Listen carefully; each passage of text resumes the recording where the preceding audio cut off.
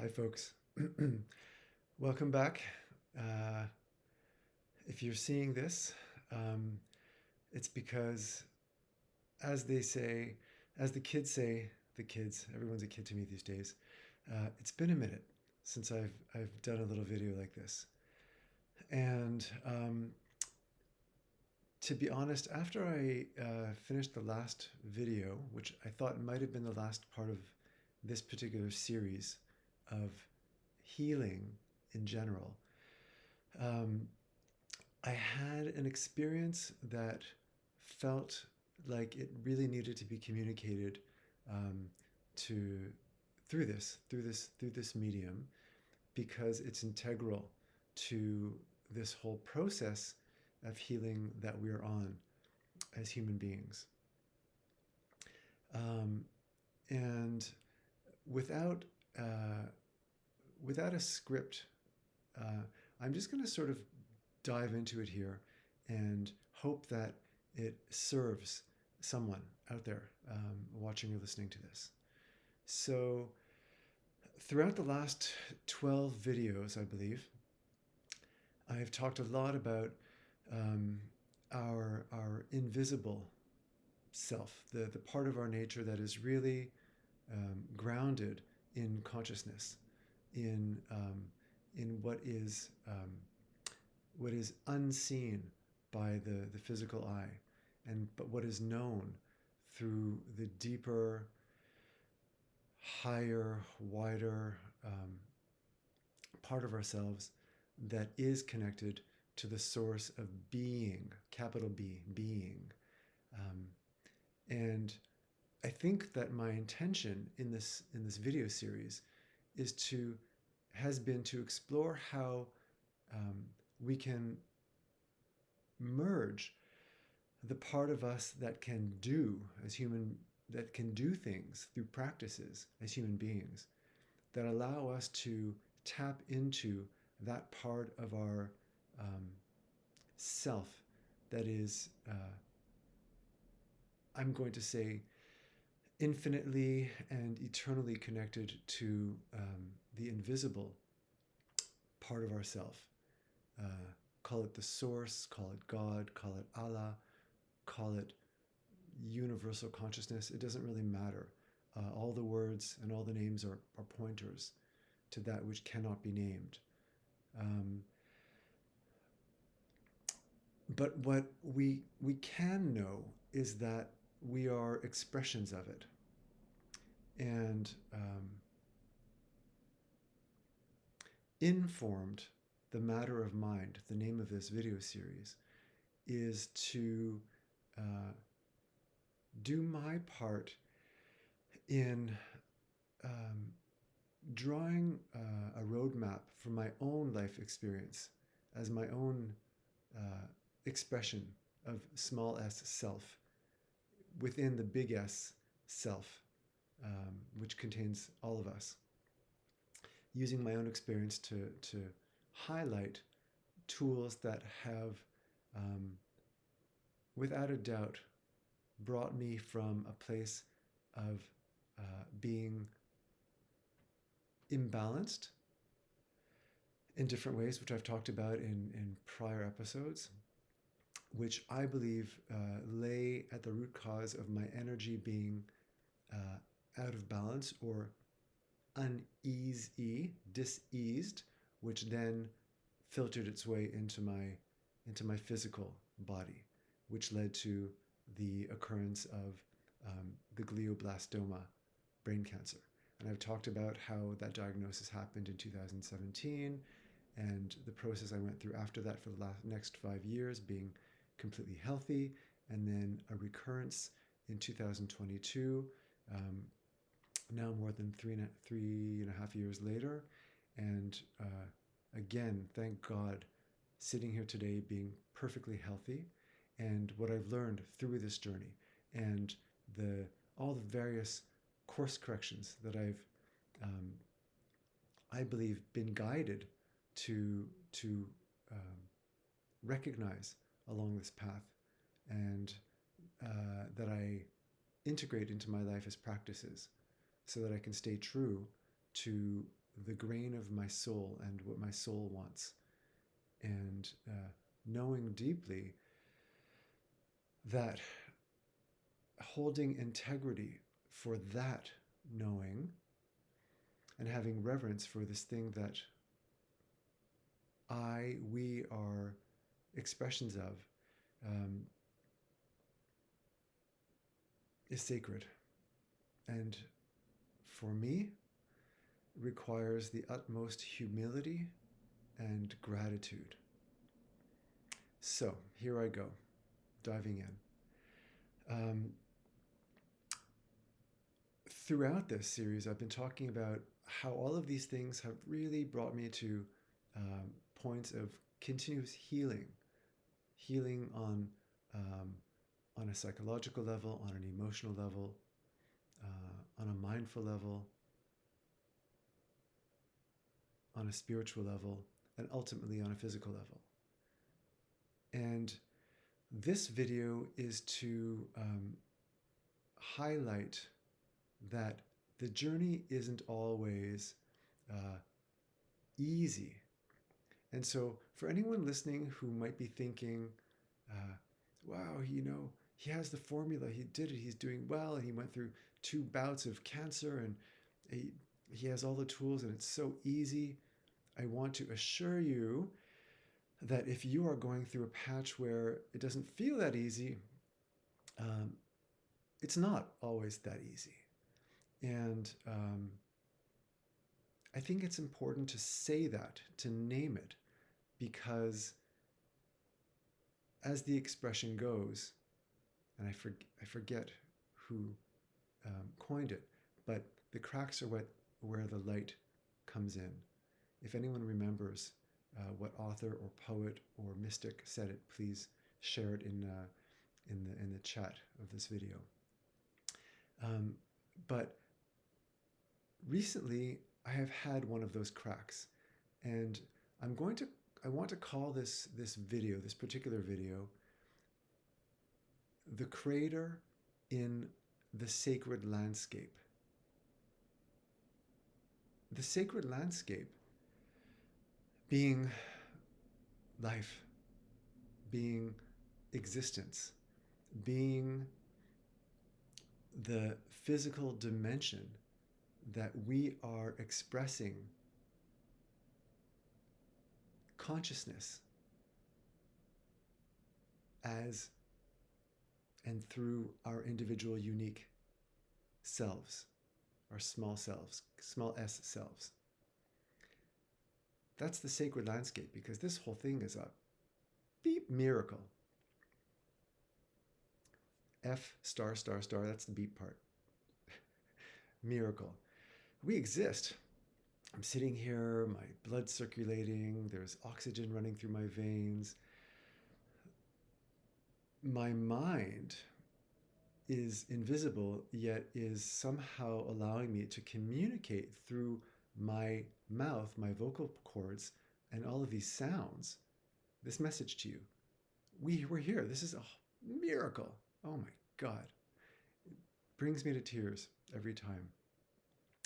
So, okay, you know by now that I can go off on various tangents. So bear with me or hit pause and come back, but I'm going to just do this the way it wants to come out.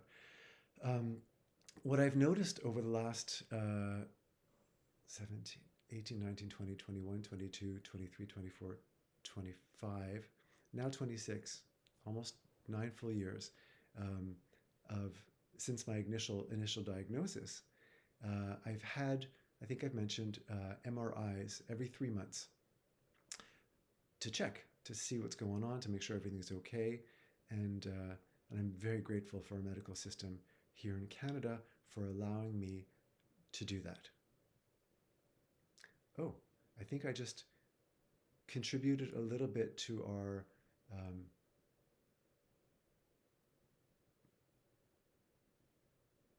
the energetic dimension of our political consciousness at the moment.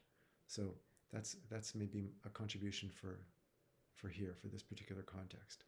We are very fortunate to have a system here that supports us in the way that it does. So, what I've noticed over the years is that just around the time that it's time for me to have the MRI, sometimes a week before, sometimes 2 weeks before, sometimes just a day or 2 or 3 before, I feel some kind of symptom. In It could take the form of a slight headache around where I had my surgery. It could be a sensation of somehow tiredness or weakness in my right eye, around where the surgery was, in the nerves, behind my eye. Um, some kind of unsettling disturbance in my system that I recognize as not being sort of the normal flow of things. And most of the time in the past, it's made me nervous, of course, because MRI time has come up, and I'm thinking, oh, something's wrong, something's wrong, something's wrong. And I was so grateful to notice that in the last year or so, it has happened less and less. That in the time before the MRI, that I felt something sort of odd. Excuse me, I'm gonna sniffle. I'm speaking to you from cold Canada right now, and in the cold my nose runs. So I apologize for the multiple Kleenexes that are toilet paper today that are going to come out. I promised you at the beginning of this whole series that I was going to be as vulnerable as possible, and so here I am, metaphorically naked in front of you. Um, so uh, I've been grateful that there have been times where I haven't felt any anxiety, any disturbance, anxious disturbance in my system, which I have learned now uh, has been the cause of my perceived physical problem, or that um, that my anxiety has caused some kind of disturbance that has resulted in a physical system, because we know now that our minds and our emotions are fundamentally expressed and expressing through our physiology. So this time, it's now early February. Um, I would have been scheduled to have my last MRI, November, December, in early January of 2026, according to the 3-month plan. But because of a series of scheduling details, my doctor and I decided that we would wait 4 months instead of 3 months. And there was a part of me that was actually very grateful that that was happening all on its own without me necessarily asking it to happen. Because there is a part of me that would like to not have the 3-month MRI be such a permanent marker in my calendar. I would very much like the ease of feeling not dependent on that scan, to have a sense of ease for the following 3 months. So when that happened, I was quite grateful. Okay, now as it turns out, about I'm going to say maybe a week or two before that was before my next MRI would have happened. In other words, early to mid January. I went on a trip to visit my father in Toronto. I live in Montreal, and I took the train, and I was there for a few days, and I came back on the train. Unfortunately, sitting backwards on the train, which I never like. I always try to get a seat that is forward facing, but this time I was backward facing. But I thought, I can deal with it, and I did. And I came home, and although that detail may not be relevant, it could be. And I'll explain why in a minute, or 10, or 15. This is where you might want to press pause again if you need a break, or need to pee, or get some coffee or something. So I came back, and I noticed that I had been experiencing a sort of I wouldn't call it dizziness, but there was some kind of interruption in the flow of movement when I would be walking around. Um, Not always, but sometimes during the day. And the best way I can describe it is that imagine watching a film or a movie that's being shot on a handheld camera with somebody walking, and a little bit of shaking that goes on that you're very aware of, which can be quite annoying if you're watching that film for a long time. Um, we know, of course, that these days with films, we have all kinds of technology and instruments that compensate for any kind of shaking, so we don't actually see that when we're watching a movie. Just as our brains um, compensate for fluid movement when we're walking through the world. Um, and so when we're walking, we're not seeing things going up and down every time we take a step. We more or less see things happening fluidly. But I was aware that in certain moments, the fluidity was maybe 0.1% off. And that was enough to freak me out. It was enough to make me think that the cancer had come back and that there was something wrong with my brain. And I got really nervous, panicked, and I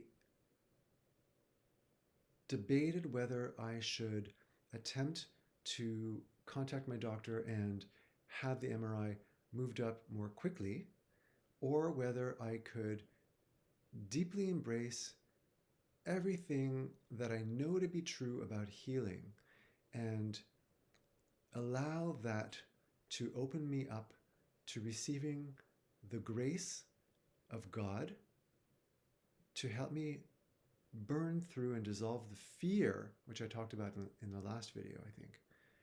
To burn through that fear, to come out the other side where I could have faith that I could allow healing to flow through me. And as I sat with that fear and that question, I also realized that the MRI would be not necessarily 4 weeks into, well, it wouldn't necessarily be a 4-month break, but it would be or interval, it would be maybe closer to a 4.5-month by the time it got done. And what I recognized was that I needed to know. I needed to know what was happening. As much as I know that fear can take over and that I have some measure of influence over that, I also knew that I'm human and that my fear had the potential to create physical dis-ease if I was not in a place where I could manage it easily over the next 6 weeks. And so I thought I would much rather know that something is happening that I could then attend to, intend to, right? Rather than sitting in an unknown state of fear for 6 weeks and wonder. And so I contacted my doctor, who as I've mentioned, is an angel, who I love from the depths of my being. And he arranged for me to have an MRI 2 days after I made the request. Again, let me say that is no small feat. And I'm very grateful to be living in a country where that kind of medical attention is not only possible in that timeline, but also available for free. Grateful for that very much. So for those of you who are, as my Jewish relatives would say, sitting on spilkes, which basically means sitting at the edge of your seat, the story ends well. I had the MRI. There's nothing wrong.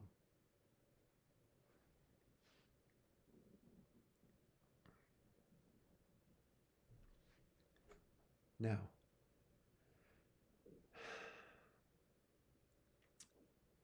in the time where I was debating what to do and waiting for the test, I dove into a deep,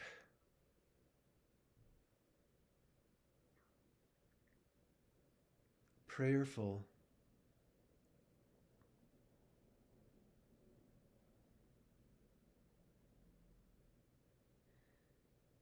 longing for help from God.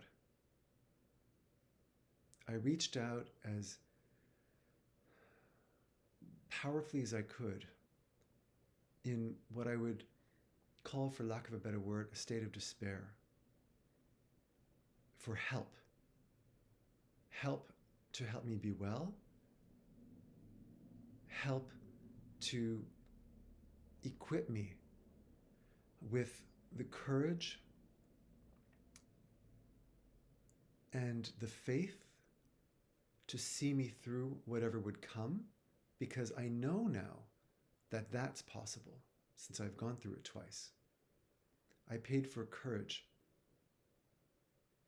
but really I paid for help in whatever form it needed to come. And then this is really the crux of this video. In that state of despair and calling out for help, there were tears. There were tears. There was crying. There was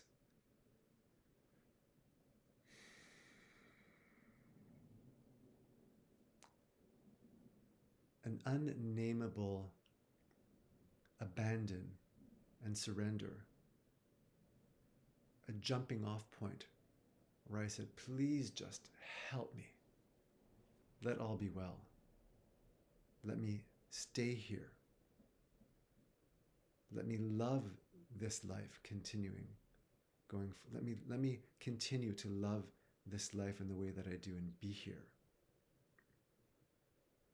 and experience this joy and this life in service, which I hope this video can lend itself to.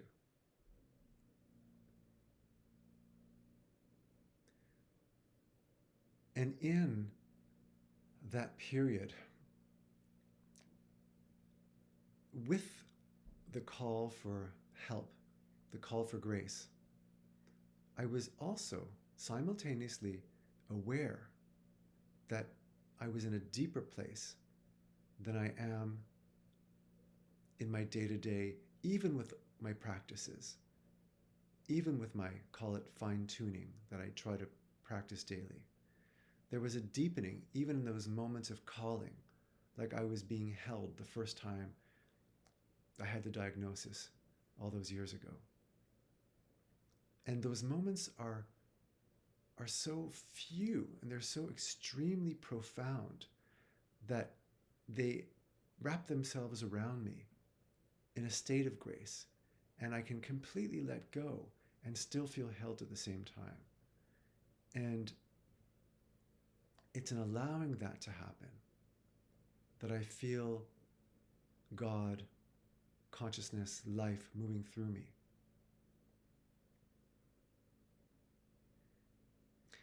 I'm sharing this with you because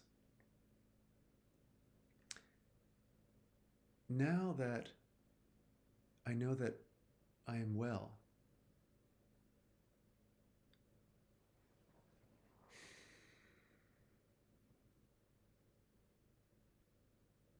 it's hard to find the words sometimes for this. I also feel expanded. I also feel like the shell of my being has grown. Like I can reach further and stretch further with my being, both inward and outward. There's something in me that has expanded. I feel like I've grown, to put it simply, I guess. And so once again, this experience of utter fear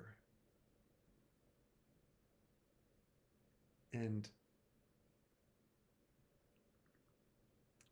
I'm looking for the right word. Hang on, I'll be right back.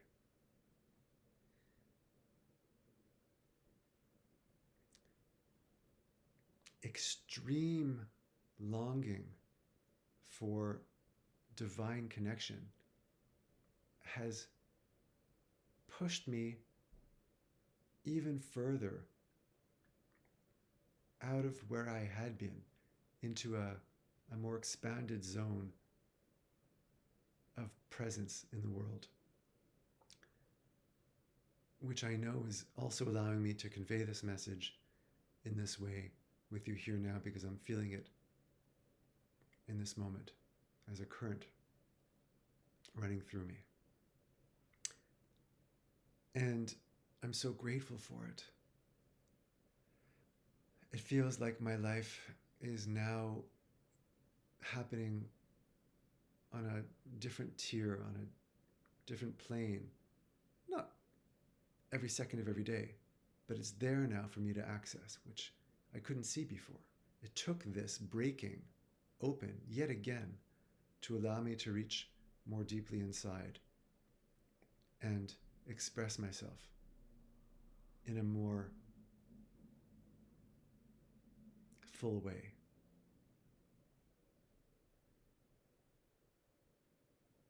I can stretch further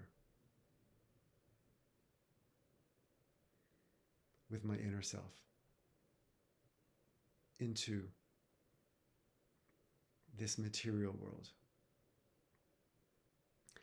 And I'll be honest, saying that even here in front of this camera, there's a part of me that feels a bit shy in saying it. There's a part of me that, fears judgment, that wonders how, people will react to using this kind of language. And I recognize that part. And I love that part because I know it's trying to protect me from shame, from being hurt. But, or rather, and the part of me that is connected to God, the all that is life, our shared universal collective consciousness, can now hold that part of me, that smaller part of me that is trying to protect me, with complete care and love, and allow that part to feel safe and trust in what I know to be true. So I share this with you because there will be craters,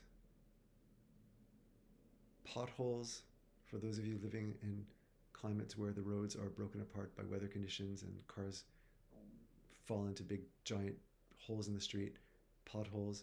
There will be potholes and craters in this sacred landscape, a term that I just love, a term that I believe I read in one of Carolyn Mace's books called Defying Gravity. And in a way, I'm just realizing now, the metaphor is so apt because, in fact, when we recognize that it's possible to maintain our connection to the divine, we can literally defy gravity and not fall into the pothole, the crater, and completely break and fall apart. We can stay intact as we navigate the painful process. There is always something holding us, always something holding us in place and guiding us.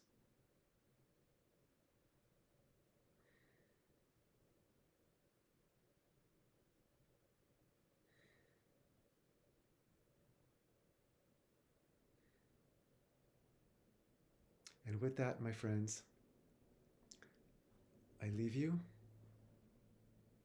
I wish everyone peace, love in your hearts, continued health,